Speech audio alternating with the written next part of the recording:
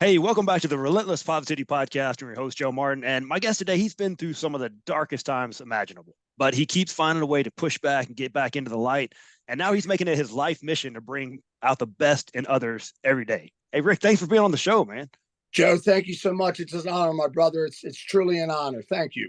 Oh, yeah. Well, I hope everyone's got their seatbelt on. They're ready to roll because you may not be ready for the energy he's about to bring to this show, man. He's an interesting dude, and I can't wait to get into it. So, man, let's take it way back. Where'd you grow up? What was your childhood like? Yeah, break out the popcorn, man. It's a long story. Grew up in South Philly, South Philadelphia. It was where I was born and raised. Grew up, man, angry kid. I was always getting in trouble, always getting into fights. I remember my uncle just bringing me back from the swimming pool one time and telling my mom, I'll never take him out again because all he wants to do is fight, and it was funny because I was, getting into psychology and things of that nature. And a friend of mine said, well, it's not something that's inherently something that you inherit. It's something that probably happened to you when you were a child. Maybe your older sibling picked on you or did something where, you couldn't dime them out or anything. You're too young. You're an infant.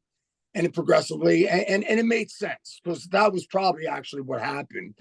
But at the age of 4, with my anger issues, you had to be 4 years of age to join karate. It was traditional Korean karate, Taekwondo. And on June 27th, 1972, my parents enrolled me in my first class. And that's where it started, man. I started martial arts. And again, just containing those anger issues. I mean, I will be honest, anger is one of my most comfortable feelings. It really is. I just learned over years and in prison time as well how to control it, and not to say I embrace it, but again, if it's in a controlled environment and you know how to control it, it can benefit you. You know what I mean? So yeah, again, age of 4 started martial arts and progressively through there, I took it up to boxing. I was very, very fortunate that Joe Frazier, a lot of people don't know who he is, but he was the heavyweight champion of the world. Him and Muhammad Ali had a lot of battles. And he had a gym in Northeast Philadelphia. So my father used to take me over there, and I trained with his older son, Marvis. His younger son, Joe Jr., is about 10, 15 years younger than me. But that's where I really started to get the snot knocked out of me. You know what I mean? Really learning, and I enjoyed it. I loved it. I really didn't want to even mess with karate anymore. I was just like, this is what I like. And from there, I got into Muay Thai. I trained with a guy named Bob Harmel. He's out of Arizona now. He was in Philadelphia. So I was very fortunate to learn a lot of the, they call it dirty boxing. Joe Rogan calls it dirty boxing. But back then, we're looking at the 80s when I was involved. You were still able to strike to the spine. You could strike to the back of the head. You didn't wear any gloves. You could still soccer kick to the head. I was a recipient of numerous soccer kicks, man. Over the years, I wound up getting TBI, which is traumatic brain injury, a lot of concussions. But yeah, so like I said, I got into the martial art industry and I started getting a name for myself. Now, at the age of 9, we moved out of Philadelphia into South Jersey. So we moved into a city called Camden, New Jersey, which is rated one of the worst cities in the United States per capita. It's a small city, but there's just a lot of crime, a lot of violence. Grew up in a Puerto Rican neighborhood, so a lot of my best friends were Puerto Ricans, and so I was able to learn a second language and really mesh. It was family oriented, but Camden started to get bad. Then I went to Pennsauken and still continued on doing the martial arts, but MMA was creeping in. Now we're looking at the 80s. As a junior, we're kind of rewinding a little bit. My father had pizzerias. So he had pizzerias for 47 years. So I had a ton of aunts and uncles that never were really biologically my aunt and uncles, but it was more of a, like an Italian community, even though we're German. At any rate, so my uncle Vito, out of all names at all, wanted to open up a martial arts school for me. So as a junior, I was like, well, man, playing football, we were talking about your son and everything. And my senior year, I decided not to play football. And my coaches were like, do you realize, you played the majority of your life and we have every scout in the United States coming to watch us. We were undefeated for 3 years. And they're like, you got a great chance of going to college. And I'm like, college? What are you talking about? I'm opening up a martial arts school. I'm going to be a millionaire. You know what I mean? Like young and dumb. Yeah. And at any rate, my uncle, he was laundering money out of it. So at the same point in time, he got pinched. School went down, and three of my classmates went pro. Todd McNair played for the Kansas City Chiefs for about 9 years. Now he's the running back coach for the Buccaneers. Greg Mark played for the Broncos. Oh no, Greg Mark played for Miami. David Griggs played for the Broncos. And yeah, I'm still looking for my $1 million. You know what I mean? It's out there, man. It's out there, man. It's out there. Yeah. And it's going to happen again. I mean, I've made a lot of money. I've lost a lot of money. But being in martial arts itself, you started to get the name. MMA was making a scene. We had a lot of the Gracies that were moving into my area, the tri-state area, because Donald Trump in Atlantic City was allowing MMA fighting. So I was very fortunate to start rolling with Hoist before he even won the first UFC in '93. His brother Hoyler, Halson. I trained a lot with Henzo. So that's when I started to fall in love with Brazilian Jiu-Jitsu. So I got into that with the Muay Thai. And back then, you didn't really have MMA schools. It was you went to a certain school to learn an art. So you wanted to learn boxing, you went to a boxing school. You wanted to learn, any type of stand-up karate, you had to take a karate school, wrestling school. So that's what my era was all about. And so anyway, I had a brief career in MMA, just for the simple fact that, when I was looking at my medical bills, they were outweighing the paychecks. You weren't getting paid a lot of money. And like I said, just you were early. I mean, at that time it was an elimination series. So you fought 2 to 3 times. It wasn't like you're one and done. It was you were done when you were done. You know what I mean?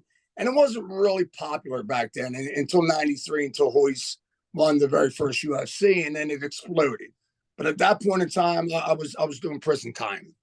Again, my father being in the pizzeria industry, me being in the nightclub industry as we had a security company that I ran. I didn't own it, but did a lot of neat things. I mean, did a security gig for Mike Tyson back in 1987 when he fought Spinks.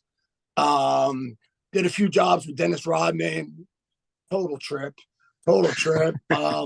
Billy Crystal, Will Smith before he was real famous, and it was him and Jazzy Jeff. So I did a lot with them, Boys to Men. So, in that area, I met a lot of cool people, made a lot of good money. One of the nightclubs that I was running security out of, I don't know if you watch wrestling or not, but Paul White, the Big Show, he worked for me for about a year. And, I remember he was a kid, but he was a big kid. I mean, 7 foot tall, probably close to 500 pounds. And he was a great bouncer, because all he had to do was just grab you, pick you up. And you know what I mean? Liability was minimal with him. He didn't have to smash anybody. And he came to me one time and he's like, I'm about to do a European tour. He was with a guy, Larry Sharp, who had the Monster Factory in Sewell, New Jersey. And he goes, so we're doing this tour around the United States. Hulk Hogan's a part of it. And he's like, when I get back, do I still have a job? I said, Paul, you're not coming back, buddy. And he goes, well, that's wishful thinking. But when I come back, do I still have a job? I mean, I was paying my guys $200 a night. And I was back in the early 90s. You know what I mean?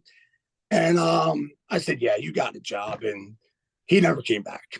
You know what I mean? So being involved with the nightclubs, things of that nature, my father and I, we got involved with some things that we shouldn't have. And he got pinched. I was involved in too, and it was drugs. You know what I mean? We were selling coke, selling a lot of it. And somebody came in, wiretapped. That's like back then they used to wear the wires, the whole 9 yards, and got enough information on my father that, they basically were waiting for the right time to come in because they were looking for the mother lode. Right. Well, by the grace of God, it didn't happen. And that's a whole story on its own. So when they came, they raided our pizzeria. I'll never forget. I was pulling in the back of the pizzeria. It was like I don't know if you're familiar with city blocks, but in the back was where the back of the building was, and I just remember pulling in and seeing something weird. I had the apartment above the pizzeria. It just didn't look right. You know what I mean? And as soon as I bounced out of my Pathfinder, hit the ground. It came out with, the fucking AKs pulled out the whole 9 yards. And sure enough, man, I'm on the blacktop and I'm like, yep, this is going down. And they're like, yeah, we're going to take you upstairs where your father is and we'll explain everything. And so, got up there. My old man was sitting at the table just shaking his head. And I'm like, yep. And he's like, yep. And he's like, keep your mouth shut. And I was like, not a problem. Not, you know what I mean? So again, they're interrogating this, that. And again, they were looking for the mother lode, you know what I mean? And they were pissed that they weren't finding it and ripping the place apart. And so long story short, with that, they had enough evidence on my father to convict him. Okay. They didn't have enough on me. So our attorney turns around and says, listen, we know you guys aren't going to cooperate. However, if you take the same charges as your father, they said that they'll reduce his sentence. You know what I mean? Because they had a hard on for me. They knew I was involved. They just didn't have really much on me. And my father turned around and said, absolutely not, kid. You like I told you. And I said, whoa, Pop. I said, listen. I said, you're about to have a grandson. I said, I want you out of prison. I said, so you're able to hang out with your grandkids. You know what I mean? And he, absolutely not. He goes, I'll be fine. I mean, he grew up in Flatbush, New York in the 30s, raised in an orphanage. He's like, it's a full circle. I'm just going back to the orphanage. You know what I mean? I'll die there. I'll be okay, kid. I'm like, absolutely not. I'm a grown man. I was a part of it. And if I can help out, I'm going to help you out. You're my father. You know what I mean? So I agreed. And he literally didn't talk to me for about 9 months. And again, we went through the same system, maximum security. So again, we're not talking about any type of Fed prison or anything like that. We're talking about hardcore Trenton State, Rawway. We wound up in Leesburg, and that's where we did the majority of our time. But I did 5 years, he did 7. So, in prison, people always ask, well, were you scared? Were you frightened? Were you, if anything, I was, no, I was kind of groomed for that kind of shit. Like I said, I knew I was going to be okay. I mean, I already had people on the outside looking for me in the inside. So it was just a matter of leaving my family, and at that time, my wife got pregnant with my oldest, Dave. And I'll never forget, right before they were sentencing us, I turned around to my attorney. I said, well, listen, I said, when he throws down the gauntlet right there, the hammer, I said, I want to be able to at least give her a kiss goodbye and my son. He goes, yeah, that no problem. And, he was an infant at the time. So, I mean, when that happened, he was in the back and I'm hearing him cry and he's crying. He was a baby. And so after they completed the sentence and everything, and I was supposed to get hauled to the back, I turned around like I was walking back to give my wife a kiss goodbye and my son. And judge turns around and it's like, what are you doing? I'm like, what? I'm saying bye to my family. He goes, let me tell you something. He goes, did you hear that kid in the back crying? He didn't know that was my son. And I said, yeah. He goes, how many babies do you think you made cry with what you were doing? And I was like, wow, damn. Like, you talk about some heavy shit right there, which, hey, man, it was bad shit. I mean, I was involved in bad shit. So at any rate, yeah, I never got to say, goodbye in that aspect or anything like that. But yeah, so I went through the system. My son basically grew up seeing me on the weekends, coming in, visiting, and he took his very first steps in Trenton State Prison. Wow. And it freaked me out. I'm like, well, this could be a curse or this could be a good thing. I don't know. Now, fast forward, again, my son grew up on the mats, martial artist himself, big kid, 6'6", about 257. Oof. And funny thing about it is we're getting back into talking about weight. I took a lot of gear back in the 80s, you know what I mean? And I was on a heavy cycle. And I remember I was concerned.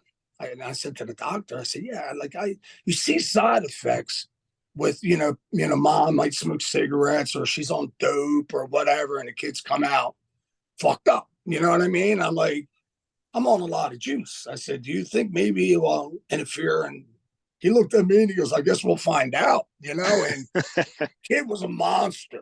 I mean, seriously. I mean, he could have been a pro bodybuilder at 6'6". I mean, from his calves up to his neck, very symmetrical. I mean, he was a monster. And I got involved. I got involved raising him and my other two. After I got out of prison, I was focused, man. I'm like, I got to do the right thing. I don't care if I have to work 3, 5 jobs. You know, got into cabinetry, construction, still did some security work. But again, I was towing that line. You know what I mean? And somebody got into my mind about getting into real estate. And I said, well, you know, being a felon, I don't know if I can get my license, which I did. And it wasn't my niche. You know what I mean? I just didn't like it. And I'll never forget the guy that I'll give him my mortgages, you know, and anytime somebody would come in, it was a hard deal. We called him the Magic Man. And he would get the deal done. And we had a large deal, it was around 750,000. And we're going back in the 90s. And he turned around and he throws me an envelope. You know what I mean? A kickback, which you're not allowed to do, but I didn't give it. I'm taking it. You know what I mean? And I'm looking at the money and I'm like, you know, this is more money than I got on my commission. He goes, well, you earned that. And I said, so how do I do what you do?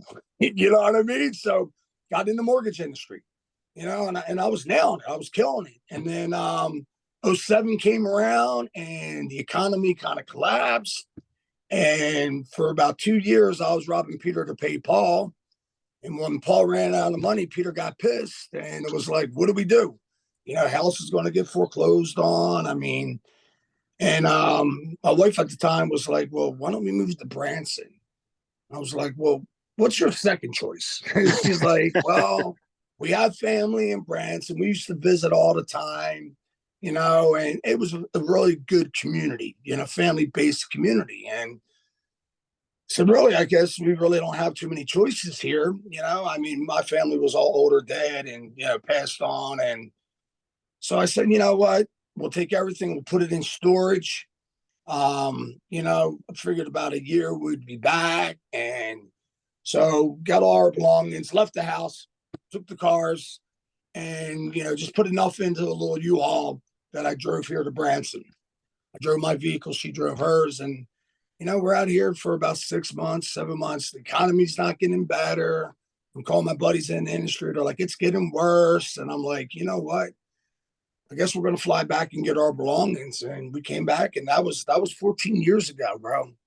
So moved out here to Branson. I started a martial arts school, which, I mean, it was unknown. I mean, they didn't know Brazilian Jiu-Jitsu, and there was a few things going on here, but nothing of my magnitude. You know what I mean? Opened up a school, created a life, and like I said, just a lot of injuries, man. A lot of injuries, 9 knee surgeries, got a total hip replacement, tore a bunch of tendons, ligaments, and you know, through jujitsu, it's a lot of wear and tear, man. Like, and I was active on the mat. You know, I'm rolling with the guys, and I'm going through it. You have to decipher the pecking order. Yeah. And then, like I said, just an ego. I'm like, you know, I mean, I don't care. I mean, I'll snap before I tap. And that's what was happening. You know, I'm snapping everything, and, you know, always involved in weight training. Always. I mean, I have a full-size gym out here, and got rid of the majority of my mats. And I would always tell my students, I said, you know, every time I'm on this mat, I got to earn my black belt. You know what I mean? It's something that I take for granted. And I just started to see myself lose the passion in it more and more. You know, I was still delivering great content. They were getting, you know, a lifetime of material, or they were loving it. But I'm looking at myself, looking at the watch, you know, like his class almost over. And when that happened, I'm like, you know, I think it's time to bow out, you know, and it's been about a year and a half now. But I've always got into the weight training. Like, weight training was always my anchor. Always, regardless, I'm hitting the weights. And I came up with a program, and it was online based because it was about when COVID was about to hit. Right, you know what I mean? So I'm like, well, this would be great for people to do at home. I could put them through my jailhouse workouts. You know what I mean? They're not going to be able to go to gyms. And so we came up with a system that worked out great. And about 2 months into it, my financial investor, he got into a little bit of the beef with the IT guy, and he had multiple businesses, and so he pulled the plug. And he wasn't pulling the plug on my system, but I was starting to generate good income, you know. And when he pulled the plug, my son went missing. And like I said, this was when COVID hit. I was getting separated. I had to get a hip replaced. Like, I had a lot of things that were hitting me. And I was like, I'll just put that on the back burner for now. And my mentor, now my coach, Wes, was doing the same exact thing. And Wes right now, he's probably making close to $3 million a month. I mean, he's explosive. I mean, the guy, he's up there with Brad Lay. I'm trying to think of a couple of the other guys that he does like mastermind programs with, but he's killing it. And I mean, he's very charismatic. He knows how to speak well. I mean, the guy's earning his money. He really is. And I was just following him, throughout the years and everything like that. And finally, it gained my interest. I was sober for off alcohol. I was really never a heavy drinker until I moved out here. And then being depressed, I started to hit the bottle a little too hard and realized that, but I white knuckle it because of, I'm like, my ego. I can stop. I can do, I can beat this. And I did. Even when my son went missing, he was missing for 2 years before they found his remains. And I still stayed sober throughout that whole process. And, what really got me through it was weight training. It really did, listening to positive stuff like we were talking about. I throw my ear pods in and, listen to a speaker, listen to some West, stories. And it was inspirational, and it kept me going. And I stayed really secluded. I mean, I think everybody should do that. Like, even when I was in prison, you're still around somebody. You got a cellie or something. I mean, there's movement. But I isolated myself in my gym. So if I wasn't holding classes, I was by myself. I was either on my motorcycle or I was walking around this park listening to something positive. And it saved my life. It really did. It wasn't for, like I said, my coach Wes and other influential people out there. When my son went missing, he was an enforcer. He was 15 when we moved out here. Big kid, strong. I mean, prior to his disappearance, he could have got a UFC contract. They were looking at him. He had six amateur fights, which at that time, 6 amateur, and then he had 1 professional win. So their eyes, I mean, marketable. I mean, good looking kid, big kid, the whole 9 yards, but he had an addiction problem. And even though I thought this was Mayberry when I moved out here, I realized real quick that there was a serious meth problem out here as well. And he fell into it with the wrong crowd, the wrong people. They were using him for his muscle. Again, him watching his uncles and me growing up, he was glorifying it. And I was saying, kid, let me tell you something. Follow the path I'm on now. I said, don't follow the path that I was on. I said, because that's going to either wind you up in prison like me, I said, or you're going to die, and then 2 years later, by the grace of God, they found his remains because of, honestly, I was waiting for the right moment to do the wrong thing, and it was coming up quick. Yeah. And when they found his remains, they ruled out any foul play. He had his gun with his remains, fully loaded, one in the chamber, his knife, his jewelry, had some money in his pocket still. I mean, it was all kind of crumbled up and everything. He was out there for 2 years. And training law enforcement here, I was able to go out to the site and make sure that it wasn't something that they transported his remains, or it was settled in the ground. And a dog came across his remains. Guy was out hunting for antlers. And he was in a remote part of the woods, which again, we had, I mean, it was the Facebook page was the mystery of the missing MMA fighter. And we had 100,000 plus followers, and we had a lot of people coming out here, and when they get together and do searches for him, and nothing came up. But then in that 2 years, I heard every horrific story there is, and I don't know how familiar you are with meth or anything like that, but I mean, it's a twisted drug. And Sure. it really messes with people's minds. And it's like whisper down the lane. You know, you hear from one, it goes to the next. The next, you know, I'm like I said, I heard some stories that would just make anybody crumble. And you became numb to it. You really did. And like I said, you know, if it wasn't for the weight training and things of that nature, I don't know, man. I could have been locked up again. You know what I mean? So, I mean, that was kind of a really quick, condensed series. You know what I mean? I don't know if you want me to elaborate anymore on Yeah, any. man. I want to kind of pick apart some of that stuff, man. That's Okay. you've got a whole book in you, if not 2 or 3 books. But I want to kind of Mhm. get back to your time in prison, man. What did your daily routine look? Was you still into fitness? Is that where you kind of grew this program out of? What did that look like?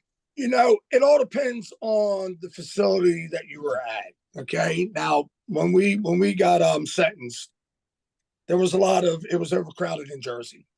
So basically, we went to about 9 to 10 different, I call them institutions, prior to hitting our final destination, just because it was crowded. So, you know, some places I was in, you were locked down 24 hours.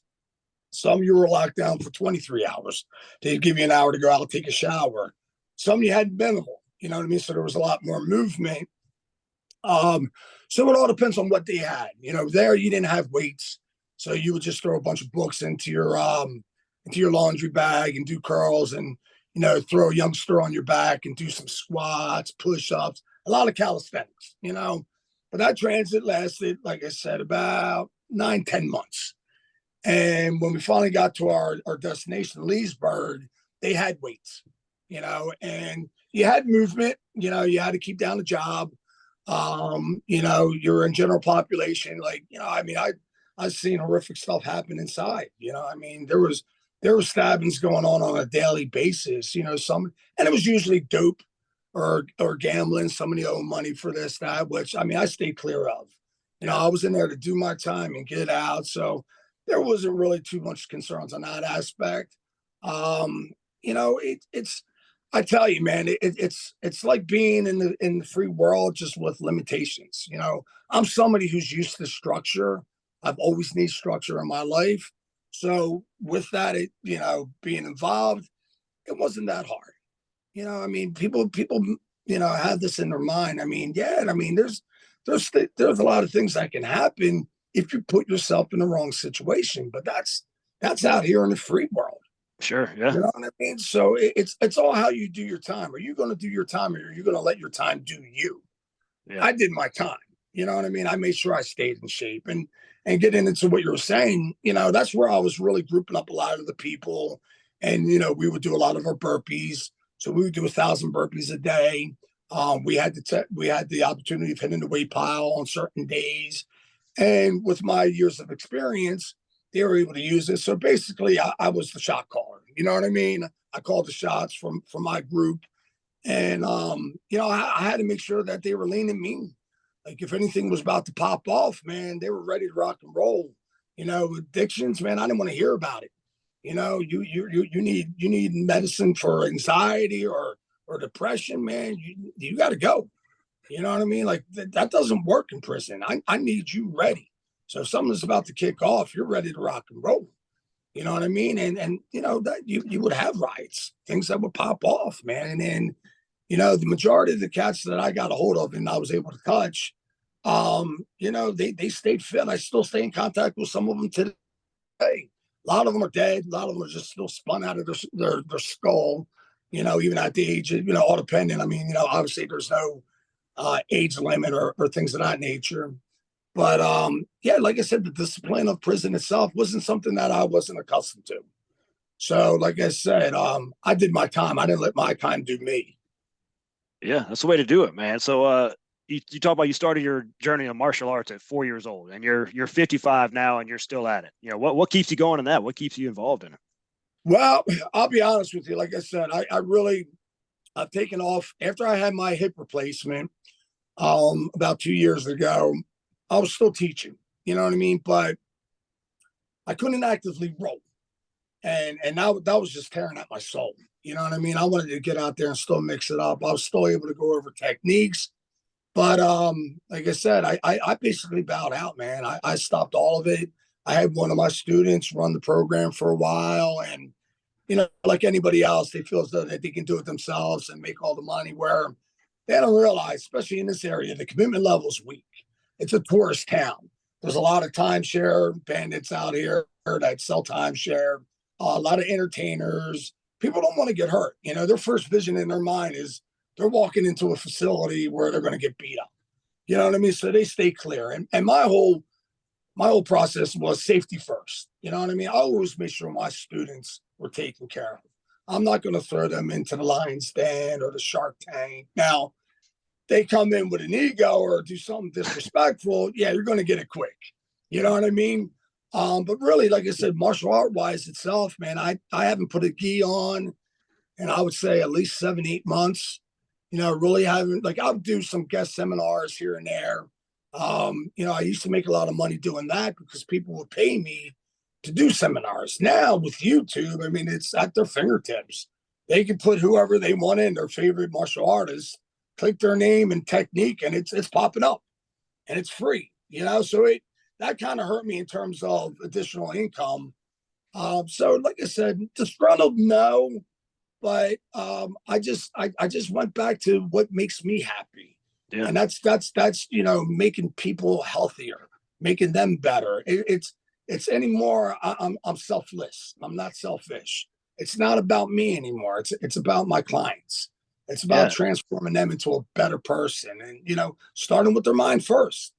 If your mind's not right, nothing's going to be right. And I get people that have all kinds of issues. If it's not an addiction issue, I mean, I got people that have masturbation issues, man. And I'm like, go buy your wife some roses if you think you want to go do that, or buy her a car. Like how many times a day do you do that? Like, it's mind blowing. But hey, man, whatever. As long as you're not out there harming kids or putting your hands on women, I don't really care. So again, I got to get their mind right first and foremost. And then I put them on a macro-based diet where basically we're just getting their fats, their carbs, and their proteins correct within a calorie caloric deficit or surplus or whatever they're looking to do, gain weight or lose weight. And after that, then again, it's just about the training. I mean, I do hypertrophy training, strength and conditioning, whatever they're looking to do. I know. I mean, I might not look like that 25-year-old stud out there, but I've been doing it for 37 years. So I got the knowledge, I got the certificates, the degrees. So when it comes down to fitness, there's nobody here in Branson that can touch me. I mean, I'm pretty knowledgeable, and obviously looking at you, you definitely know what you're doing. It works. And it's not rocket science, but it is science. Yeah. And sure. I basically dedicated the majority of my life to it. So when people come in here, man, I'm putting them on the right path. And like I said, it's a self-mastery system.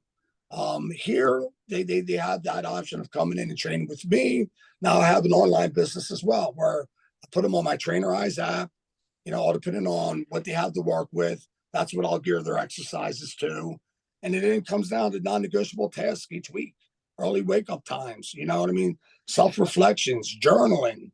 Like I said, I have a certain amount of tasks that I need them to complete throughout the week. And then again, we do our weekly reflections, and then we rinse and repeat. So again, I have guys that have been with me over a year, great transformations. A lot of people fizzle out. A lot of people, they want to be about it, but they don't want to put in the time. Yeah, that's where you come in, man. That accountability is so important. I'm sure that's exactly what you do for most of these people. Man, they can get, like you said, the internet, you can get whatever you want out there, but who's going to hold your feet to the fire? And that's where you come in. So how do you use kind of your past experiences to do what you're doing now? How is that kind of rolled into what you do now? Like I said, just a lifetime of it. You know what I mean? Just being a very disciplined person. A lot of people, they don't have it. They need it. You know what I mean? That's why I start off, like I told you, I get up at 2:30 a.m. every single day. I mean, Monday through Sunday. There's not a day that I am not waking up at 2:30. And, with the grace of God, even if I'm making late phone calls till 11 p.m., 12 midnight, I'm still up at 2:30. You know what I mean? Just cranking on that coffee pot, man, getting caffeinated, getting ready for my group to come in. What I have here is an invite-only private gym. So again, for some reason, if you don't fit, man, you're out. One bad apple can spoil the bunch. And, we keep each other accountable. And that's the good thing about it. It's a group community where we can sense each other. If this one's falling out, man, hey, now it's as a family, we got to uplift this individual and find out what's going on. You know what I mean? So again, it's like, two heads are better than one. 12 is even better. So again, we're here to uplift each other. And that's the same thing with my online. I have weekly Zoom calls that we sit there, we, have Q&As, and then I have some for the coaches as well. I leave that up to Wes mostly. Like if they want to get involved on what I'm doing, I leave that up to him. My whole thing is training clients. Yeah. Bottom line is that's my deal. That's my bread and butter. And again, that's what I love to do. And it's the passion. If you don't have a passion for it, man, you need to get out of it. You really do. And that's kind of the reason why I got out of martial arts. I started to lose the passion of it. I mean, you're looking at 51 years of it.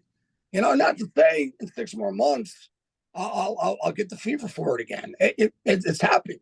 You know what I mean? Like I stayed 51 years, not 51 years straight. I mean, there was times growing a family, business-wise, that I took a significant time off. You know what I mean? And got back into it. But I always stuck with the weight training, regardless. I had to, because it's for this right here.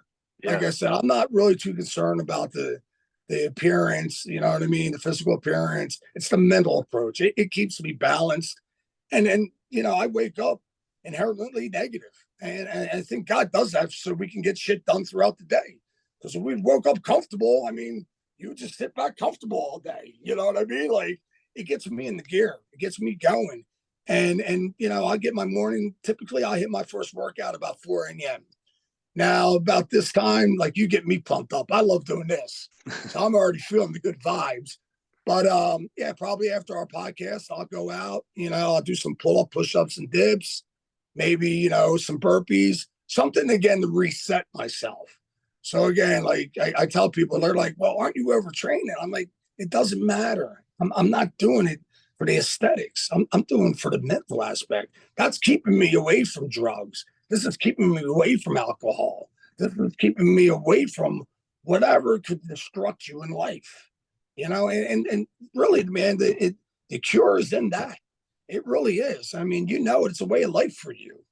Like without it, where would you be? You know what I mean? That's right. Yeah. When I don't work out for about a week or two, man, I'm not the same person for sure. You're not. And to get up at 2:30 a.m., try doing that without passion. If you ain't got that, you ain't getting up every morning at 2:30, 7 days a week, 365. That's for sure. I love it. And that's the thing. I love doing what I'm doing. Even when I get negative sometimes, I'll call one of my clients up and like, hey man, do you want a free personal? You know what I mean? They're like, what are you talking about? Like, and I charge here. It's like I said, it's unless you're in the timeshare or entertainment, man, it's a pretty broke town. You know what I mean? So anyhow, when they hear that, they jump on it. So I'll bring, like, I just had one of my guys, Tony, I called him in, man. He wanted to do shoulders. So, we did HIIT training, high intensity training, the old Arthur Jones. I don't know if you ever followed any of his stuff. Sure. And Mike Mensert and Dorian Yates took it over. He's a young kid. He's 23. He's a stud. You know what I mean? I wish I still kind of veer back to it a little bit, but then my body tells me I'll feel a tweak. And I'm like, yeah, that high intensity training is probably not for me anymore, but I still push it to the red tape, man. I do. I missed it. I used to love squatting heavy, you know what I mean? And deadlifting. And, when I just started to tear all my tendons and ligaments, doctor told me that, man. He said straight out, he goes, listen, he goes, with the supplements that you were on, he goes, it was giving you the muscle mass to push that weight, but your natural body wasn't meant to handle over 500-pound squats, deadlifts, bench press. Like your joints and your tendons are screaming. Like, what are you doing to you? You know what I mean? And honestly, I'm at that age where there's no such thing as a free lunch. Those times of being jacked, looking great, and just feeling invincible. Now the S is off the chest, man. I'm back to being Clark Kent. But again, I'm passing it on to people. You know what I mean? Physically, I might be 50%. Mentally, I'm at 150%. So that's the good part of it. You know what I mean? And again, I'm all about being selfless, not selfish. You That's it, know, man. Yeah. my mentor has a saying, and I'll state it for him as well. Create that person that you would want to be. Create that person you want to be, and then give that person away. Pass it down, pass it down. Change lives. And I'm sure you've changed a lot of lives, maybe not even knowing it. But we're on this earth all for a reason, and we're all connected. And if we're not better than each other, what are we here for? That's it, man. That's the daily mission. I'm glad you're on it every morning too. Every morning, 2:30, you're on that mission. So if someone's listening right now, how could they reach out and work out with you? Real easy. If you want to go on to my YouTube, it's Strength Certified. So Strength Certified with an S. So they can YouTube me. If they want to go on Facebook, it's Rick RICK Koenig KOENIG. That's my Instagram as well. So again, they can hit me up on Facebook, Instagram. I'm on TikTok. My YouTube station is Strength Certified with an S. And then I have a website that's strength-certified with an S.com. So I have a nice landing page. I made it simple, keep it simple, stupid. You know what I mean? Yeah. And again, just they can click on it. I have a few programs, basically they have to click the link. They get they're not obligated for the phone call. If it's not for them, it's not for them. And we just chop it up, man. See what's the real reason? I mean, why are you calling me? I mean, you're calling me for a reason. Is it for self-help? Is it for weight training? What do you need? And we'll find a solution. So like I said, they can connect to me on social media. They can look at my content that I have on YouTube. And again, I got a lifetime of material. So, I mean, anything that they might need, I have for them. That's it, man. I'll link all that show notes because you may be like me and you don't spell very well. So I'll put that. You can just click on it. You have to worry about memorizing all that. Rick, man, this has been awesome. I'm so glad we got that link up and do this and keep doing what you're doing, man. We need people like you out in the world. I appreciate you, Joe. You're an awesome guy yourself, brother. Thank you. Hey, I appreciate you. Hey, if you're listening right now, please share this episode. Rick's doing some stuff to change the world out there. More people need to hear about this guy. They need to go out to Branson, check him out online, whatever it is. But please share this episode. Keep spreading the positivity. Rick's going to keep spreading the positivity. I'm going to do the same. And we will see you guys next week.